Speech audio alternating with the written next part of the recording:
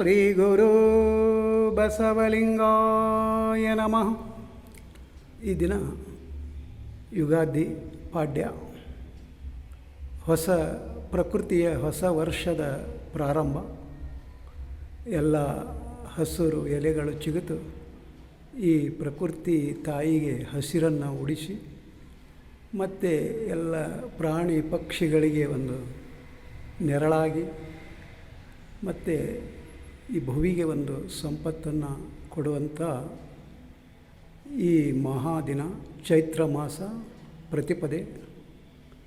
ಈ ದಿನವನ್ನು ಯುಗದ ಆದಿ ಅಂತ ಹೇಳಿ, ಇಂದಿನಿಂದ ಹಳೆಯ ವರ್ಷ ಕಳೆದು ಮತ್ತೆ ಹೊಸ ವರ್ಷ ಪ್ರಾರಂಭ ಆಗುವಂಥ ಒಂದು ಸುದಿನ.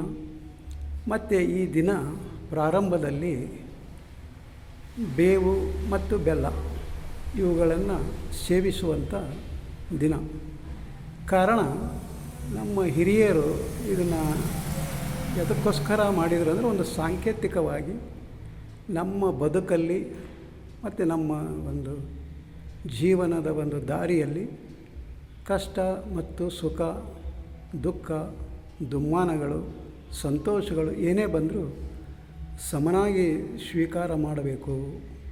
ಒಂದೇ ಬರೋದಿಲ್ಲ, ಜೀವನ ಪ್ರಯಾಣದಲ್ಲಿ ಸಿಹಿ ಕಹಿ ಎರಡೂ ಬರ್ತಾಯಿರ್ತವೆ. ಅವುಗಳನ್ನು ಸರಿಯಾಗಿ ಅದನ್ನು ಸಂತೋಷದಿಂದ ಆತ್ಮತೃಪ್ತಿಯಿಂದ ಅನುಭವಿಸಬೇಕು ಅಂತ ಹೇಳಿ ಈ ಯುಗದ ಆದಿಯನ್ನು, ಹೊಸ ವರ್ಷವನ್ನು ಹರ್ಷದಿಂದ ಆಚರಿಸ್ತಾರೆ ನಾಡಿನಾದ್ಯಂತ. ಇದು ಮತ್ತು ಭಾರತೀಯರಿಗೆ ಹೊಸ ವರ್ಷ.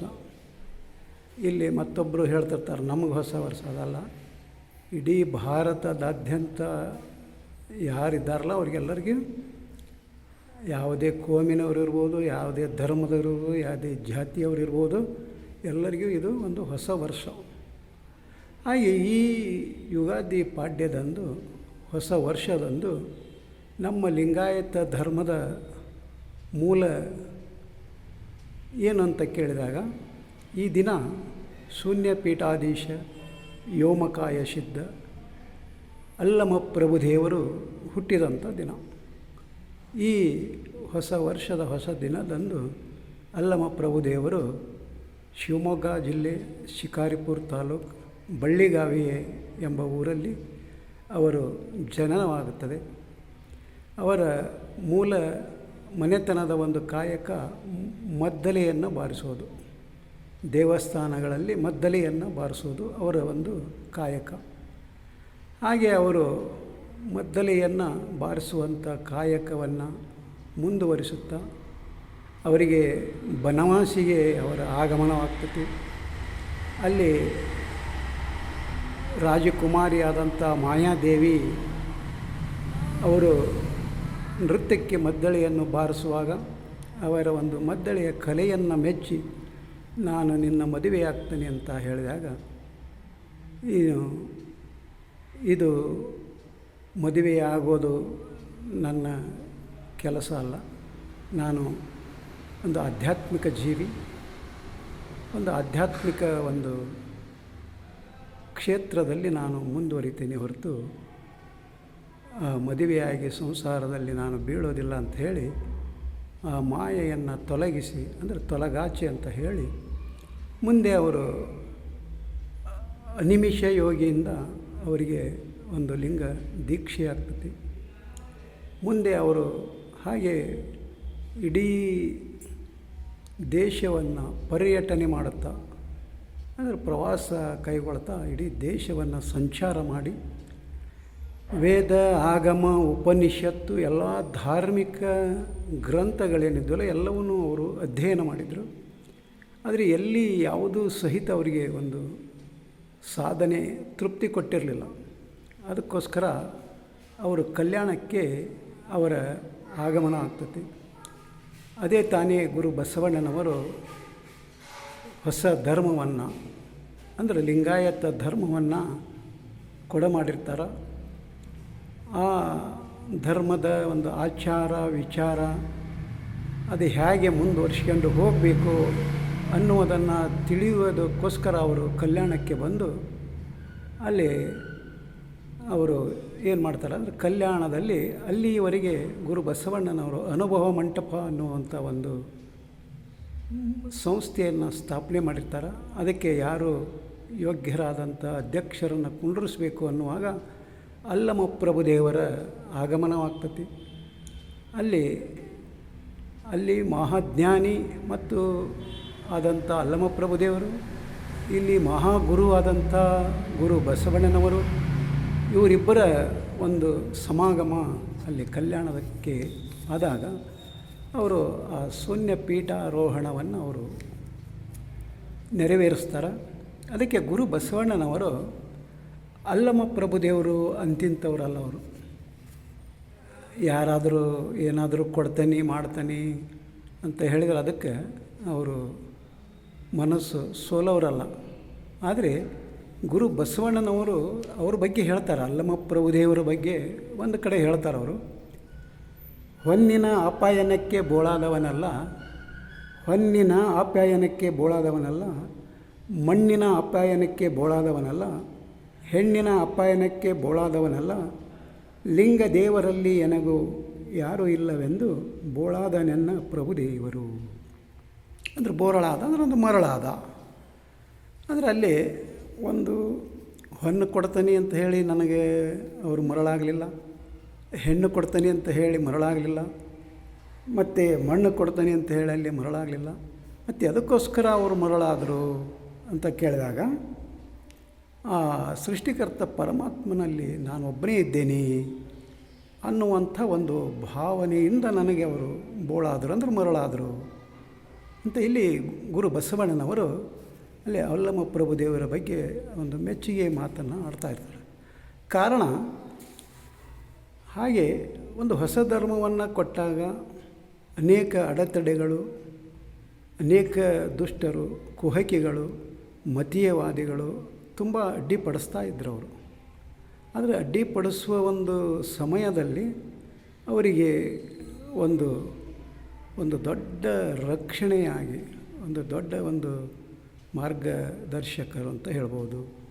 ಮತ್ತು ಅವರಿಗೆ ಒಂದು ಬಲವಾಗಿ ಬೆಂಬಲವಾಗಿ ನಿಲ್ಲುವಂಥ ಬೇಕಾಗಿತ್ತಲ್ಲ, ಅದಕ್ಕೋಸ್ಕರ ಅಲ್ಲಿ ಅಲ್ಲಮಪ್ರಭುದೇವರು, ಸಿದ್ದರಾಮೇಶ್ವರರು ಅಲ್ಲೇ ಅವ್ರದ್ದು ಆಗಮನವಾಗ್ತದೆ. ಹಾಗೆ ಅಲ್ಲಮಪ್ರಭುದೇವರು ಏನು ಹೇಳ್ತಿದ್ದಾರೆ ಅಂದರೆ, ಅವರು ಗುರು ಬಸವಣ್ಣನವರ ಬಗ್ಗೆ ತುಂಬ ಒಂದು ಮೆಚ್ಚುಗೆಯನ್ನು ವ್ಯಕ್ತಪಡಿಸ್ತಾರೆ. ಈಗ ಅನೇಕರು ಈ ದಿನಮಾನದಲ್ಲಿಯೂ ಸಹಿತ ವಚನ ಸಾಹಿತ್ಯಗಳನ್ನು ಓದಿಕೊಂಡರೂ ಸಹಿತ ಅದರಲ್ಲಿ ಮುಖಕ್ಕೆ ಕನ್ನಡ ಹಿಡಿಯುವ ಹಾಗೆ ಗೋಚರಿಸುವುದ್ರ ಸಹಿತಕ್ಕೆ ಇನ್ನೂ ಗುರು ಬಸವಣ್ಣನವರು ಭಕ್ತ ಅಂತ ಹೇಳಿ ಅನೇಕರು ಕುಹಕಿಗಳು ಸಮಾಜದಲ್ಲಿ ಮಾತಾಡ್ತಾ ಇರ್ತಾರೆ. ಅವರು ಭಕ್ತ, ನಮ್ಮ ಒಂದು ಧರ್ಮನ ಸ್ವೀಕಾರ ಮಾಡಿದರು, ಉದ್ಧಾರ ಮಾಡಿದರು, ಏನೇನೋ ಕಾಗವನ ಗುಬ್ಬವನ ಕಥೆಗಳನ್ನು ಕಟ್ಟಿ ಹೇಳ್ತಾ ಇರ್ತಾರೆ ಅವರು.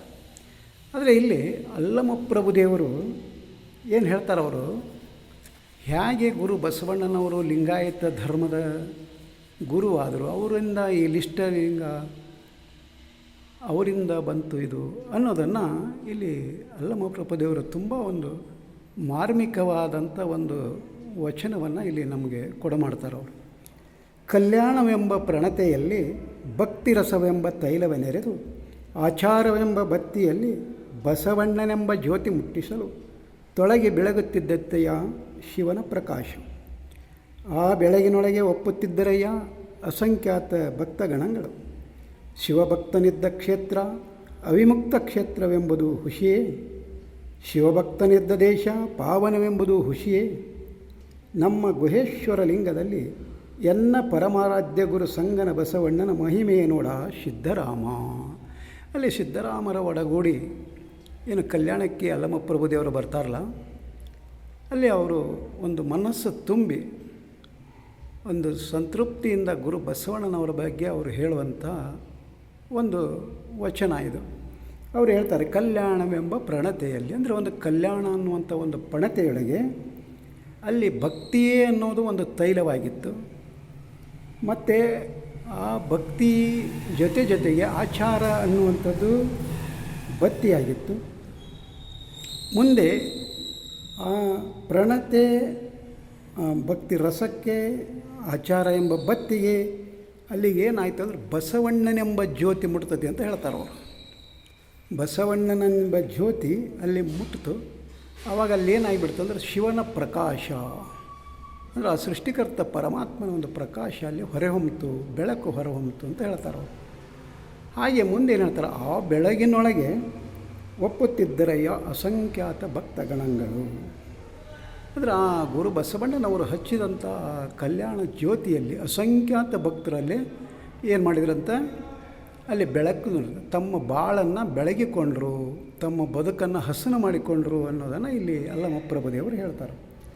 ಹಾಗೆ ಮುಂದೆ ಏನು ಹೇಳ್ತಾರೋ, ಶಿವಭಕ್ತ ನಿದ್ದ ಕ್ಷೇತ್ರ ಅವಿಮುಕ್ತ ಕ್ಷೇತ್ರವೆಂಬುದು ಹುಷಿಯೇ, ಶಿವಭಕ್ತ ನಿದ್ದ ದೇಶ ಪಾವನವೆಂಬುದು ಹುಷಿಯೇ.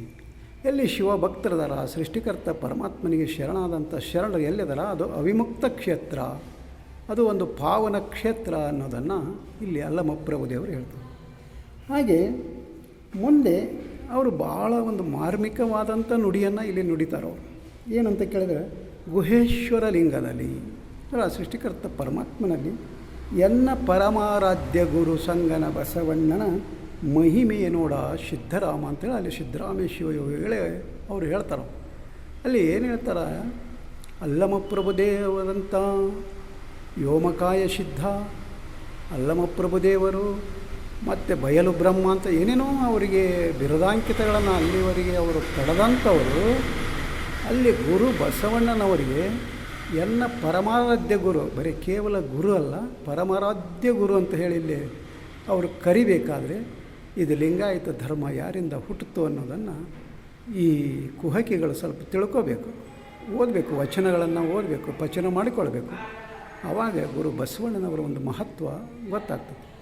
ಅದೇ ರೀತಿ ಅನೇಕ ವರ್ಷಗಳ ಕಾಲ ಅಲ್ಲಮಪ್ರಭುದೇವರು ಕಲ್ಯಾಣದ ಅನುಭವ ಮಂಟಪ ಪೀಠಾಧ್ಯಕ್ಷರಾಗಿ, ಶೂನ್ಯ ಪೀಠಾಧೀಶ್ವರರಾಗಿ ಅಲ್ಲಿ ಎಲ್ಲ ಶರಣರಿಗೆ ಒಂದು ಮಾರ್ಗದರ್ಶನವನ್ನು ಮಾಡಿ, ಮುಂದೆ ಅಲ್ಲೇ ಉಡುತಡೆಯಿಂದ ಅಕ್ಕ ಮಹಾದೇವಿಯವರ ಆಗಮನವಾಗ್ತತಿ. ಅವರಿಗೆ ಅಲ್ಲಿ ಅನುಭವ ಮಂಟಪದಲ್ಲಿ ವಾಗ್ವಾದ ಆಗ್ತತಿ. ಅಲ್ಲಿಯವರಿಗೆ ಮಹಾದೇವಿಯಾಗಿದ್ದಂಥ ತಾಯಿ ಅಲ್ಲಮಪ್ರಭುದೇವರ ಕಡೆಯಿಂದ ಅಕ್ಕ ಮಹಾದೇವಿ ಅನಿಸ್ಕೊಂತಾಳೆ. ಎನ್ನಕ್ಕ ಜಗದಕ್ಕ ಅಕ್ಕ ಮಹಾದೇವಿ ಅಂತ ಹೇಳಿ ಆ ಅಕ್ಕ ಮಹಾದೇವಿಯನ್ನು ಅವರು ಕರೀತಾರೆ. ಅಂತಹ ಮೇರು ಪರ್ವತಗಳೇ ಒಂದೆಡೆ ಸೇರಿ ಲಿಂಗಾಯತ ಧರ್ಮವನ್ನು ಅಲ್ಲಿ ಅನುಭವ ಮಂಟಪದಲ್ಲಿ ವಚನ ಸಾಹಿತ್ಯವೆಂಬ ಜೇನನ್ನು ಸಂಗ್ರಹಿಸಿ ಇಟ್ಟರು. ಆ ನಂತರ ಅಲ್ಲಮಪ್ರಭುದೇವರು ಕದಳಿಯ ಬನಕ್ಕೆ ಹೋಗಿ ಅಲ್ಲಿ ಸೃಷ್ಟಿಕರ್ತ ಪರಮಾತ್ಮನಲ್ಲಿ ಒಡೆದೆರೆದು ಒಂದಾಗ್ತಾರೆ. ಇದು ಅಲ್ಲಮಪ್ರಭುದೇವರ ಒಂದು ಸಂಕ್ಷಿಪ್ತ ಒಂದು ಜೀವನ ಚರಿತ್ರೆ. ಮತ್ತು ನಾವು ಈ ದಿನವನ್ನು ಹೊಸ ವರ್ಷ ಉಗಾದಿ ಹಬ್ಬವನ್ನು ಆಚರಣೆ ಮಾಡ್ತಾ ಈ ಲಿಂಗಾಯತರು ಅನಿಸಿಕೊಂಡವರು ಅಲ್ಲಮಪ್ರಭುದೇವರನ್ನು ಒಂದು ಕ್ಷಣ ನೆನೆಸಿಕೊಳ್ಬೇಕು.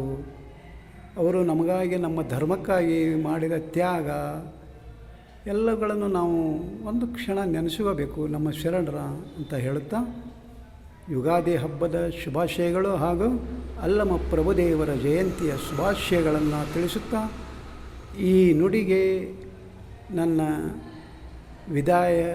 ವಿರಾಮನ್ನು ಕೊಡ್ತಾ ಇದ್ದೀನಿ. ಮಂಜುನಾಥ್ ಅಂಗಡಿಯವರ ಅನಂತ ಶರಣಾರ್ಥಿಗಳು.